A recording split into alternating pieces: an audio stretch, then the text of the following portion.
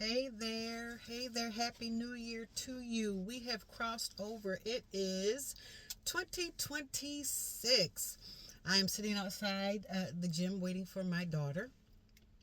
She is committed, and one day I will get back into that space of being committed to the gym. But until then, I'm just going to continue to bring her, and eventually I will be encouraged by her tenacity. But anyway, I just wanted to jump on real quick and just share something with you all. We have entered into 2026, but I want to tell you that for some of you, God is getting ready to take you back. Wait, take me back? We just crossed over. So what do you mean by that, Marla? Well, as the Lord has been talking to me and moving in my life, He is getting ready to take some of you back into the past dreams, past relationships, past jobs, past locations. And why is He getting ready to do this? Because it was always His plan to bring you back. Wow. Yes, it was always His plan to bring you back. Now, what does that mean? Now, for some of you, you may feel like, wait, that means He's taking me backwards. You're interpreting that as going backwards. But that's not the case. And I certainly understand that thought process, because a number of years when I had been working at the University of Rochester. I worked there for about 15 years. I transitioned, started working for my church, worked there for about 9 years. There was another transition in my life that the Lord was doing, and at that time, an opportunity opened up at the University of Rochester. And not only was it just now the University of Rochester is a huge organization with thousands of employees and jobs. But the opportunity that He brought me back into was the exact same role, the exact same department, and the exact same director that I had worked for 9 years earlier. And when that door of opportunity opened for me, I was really confused, and I got stuck because I said, Lord, wait, I've been there. I've done that. So why am I going backwards? What is it that I missed? Did I not learn something? Did I not grow from something? There's something that needs to be dealt with. And I really, really struggled with that for a while. And the Lord had to talk to me about it. And He said, Marla, it's not that you're going backwards as if something's wrong. There's just something back there for you. And some of the promises of God for your life, you are required to go back. That's the only way you're going to get them. So, okay, Marla, what are you saying? So I'm going to read Genesis 15, verses 14 through 15, real quick. I'm not going to stay on here long. So, actually, I'm going to start at 12. And this is God's covenant with Abram.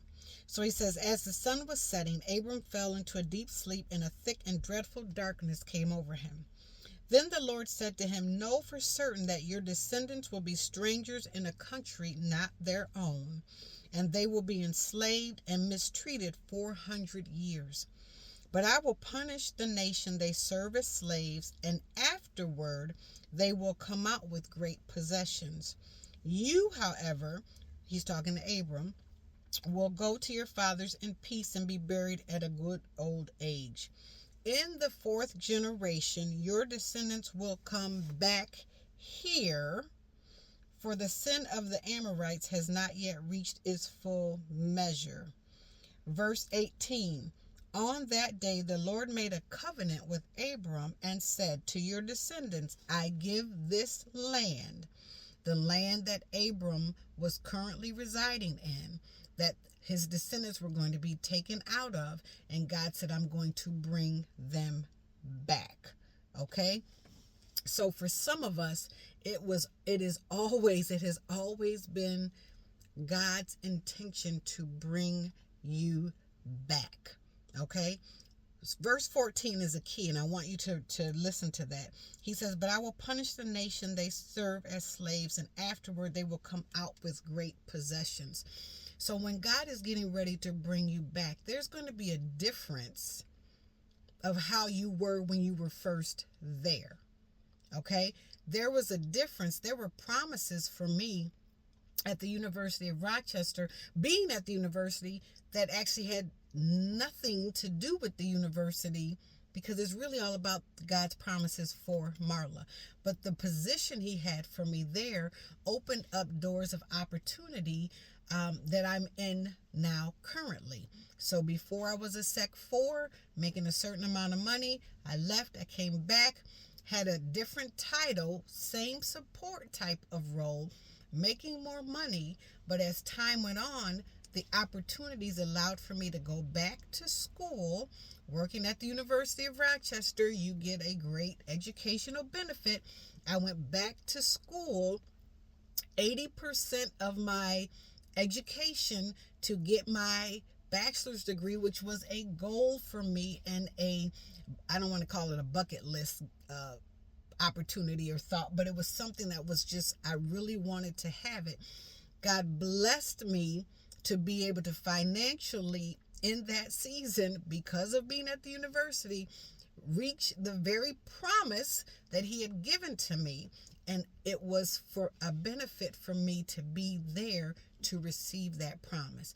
Then from there, I get a promotion into becoming a HR business partner, which I would have never known the path that I was going to, how I would get there. And as a matter of fact, I didn't even want that there, but it was something that God had for me and has for me. And he's growing and expanding my knowledge and my capacity in ways I would have never, ever imagined or would have happened for me if I had remained where I was.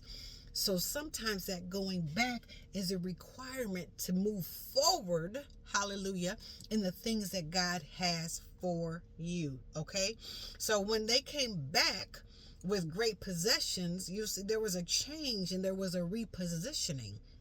They were no longer slaves. They were now owners. Now, the key is how you come back, okay? What do I mean by that? How. The Israelites' issues were always of their heart and mind, okay? It was always about how they thought, how they maneuvered in their heart, how they saw themselves, and it always cost them heavily, okay? So God even tried to bring them back during the days of Moses, but they rebelled against it. So I want to read that real quick. Numbers 13, okay? So real quick, it says, where am I at? Verses 31 to 33. So they had gone up to spy the land where God had told Abram that he was going to bring his descendants back to. It says, but the men who had gone up with him with Caleb said, we can't attack those people. They are stronger than we are. And they spread among the Israelites a bad report about the land that they had explored. They gave a bad report about the promise that God had given to them. Okay? They said, the land we explored devours those living in it. All the people we saw there are of great size. We saw the Nephilim there, the descendants of Anak come from the Nephilim. We seemed like grasshoppers in our own eyes, and we looked the same to them. It is always about perspective. Our perspective in the places that God has called us to. Okay? Now, some of you may be thinking, wait a minute, Marla, God wants to bring me back into a bad relationship? Absolutely not. That is not what I am saying. And I want to share something else with you, because God is so good to us that he didn't even tell the Israelites to go in blindly. He sent them in ahead to explore. in verses 17 through 23. It says, when Moses sent them to explore, this is in Numbers 13. He said, when Moses sent them to explore Canaan, he said, go through the Negev and on into the hill country. See what the land is like and whether the people who live there are strong or weak, few or many. What kind of land do they live in? Is it good or bad? What kind of towns do they live in? Are they unwalled or fortified? How is the soil? Is it fertile or poor? Are there trees on it or not? And he says, do your best to bring back some of the fruit of the land. Okay, so God doesn't want us to step into situations blindly. He's so good and so faithful to us. He gives us the strategy on how to navigate. So what he's saying is, I need you, go ahead, go in, explore. And then once you've explored and check it out, and look to see, does it align with the character of God? Now, it's not always going to be perfect. Where there's people, there's no perfection, because we're there too, so we won't be perfect. But does it align with the character of God? And once you have explored it and checked it out, then he wants you to trust him. And that's the key, trusting him. The Israelites had a heart issue with trusting the Lord. They kept looking at their situations and circumstances instead of God. Numbers 14, I'm going to end with this, 14 verses 8 through 10. He says, this is Caleb talking. He says, and he's talking to the Israelites and these men who had just given a bad report. And he says, if the Lord is pleased with us, he will lead us into that land, a land flowing with milk and honey, and will give it to us. Only do not rebel against the Lord, and do not be afraid of the people of the land, because we will swallow them up. Their protection is gone, but the Lord is with us. Do not be afraid of them. Verse 10, but the whole assembly talked about stoning them. Then the glory of the Lord appeared at the tent of meeting to all the Israelites. And the Lord said to Moses, how long will these people treat me with contempt? Jesus, how long will they refuse to believe me in spite of all the miraculous signs I have performed among them? This is a season. Take the time, reflect. God, what have you done for me? You are the same yesterday, today, and forever.